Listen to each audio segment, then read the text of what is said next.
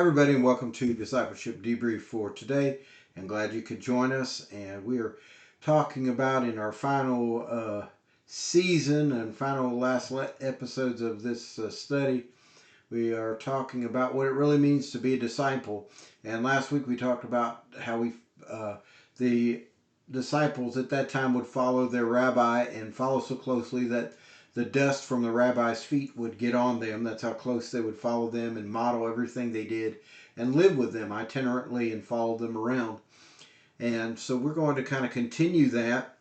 And we're going to look at a scripture that you may not think has much to do with discipleship, but it really does. And that's 1 Corinthians 3:16. Know ye not that you are the temple of God, and that the Spirit of God dwelleth in you? And then it goes on to say in 17 that don't you know you are the temple of God? And talking about don't defile the temple. Well, when you look at that, you may think that has nothing to do with discipleship, but it does, and also it has to do with doing discipleship together, because it says, "Know ye not that ye are the temple of God, and that the Spirit of God dwelleth in you." Now, the first two "yous" are "ye" in the King James, and those are translated don't ye know not, don't you not know, or don't you know that you are the temple of God, meaning you singularly and collectively, you all, and that it dwelleth, and the first "you" implies a grouping, ecclesia, like the church, a group of believers, and then that the Spirit of God dwelleth in you, meaning collectively and individually, that you can't do this on your own, that you have to do it together. And we see in Psalms 119, it says, "I'm a companion of all them that fear thee, and of them that keep thy precepts." So being a friend to each other and doing things together in the Eastern culture is different than what we have in the West. In the West, we're individualists and we want to do things on our own. In the East, it's more about community and togetherness. And in the religious setting or the studying of Scripture, they look at Psalm 119. It says, "I am a companion or a friend of all them that fear thee, and of them that keep thy precepts." So they are a friend.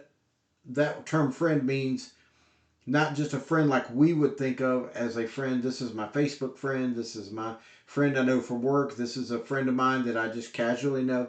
No, this word for them, friend, means someone that walks with you and studies Scripture and keeps the precepts of Scripture, fears God, and that's the context that Jesus's followers were under. And then Jesus said in John 15:14, and the words are in red, "You are my friends if you do whatsoever I command you." You are my friends, phileo, which is a translation of the Hebrew, and a group of friends that followed, or the group of friends that studied Scripture together were called Havarim. And then a group that followed that same group, if they followed a rabbi, it was a Havarah. And so those are the terms that they used. And so we've got to remember that following Jesus, we can't do it alone. In ancient times, there were they don't know of any rabbi that actually had just one follower. There were more than one, and they followed together, and they were a group.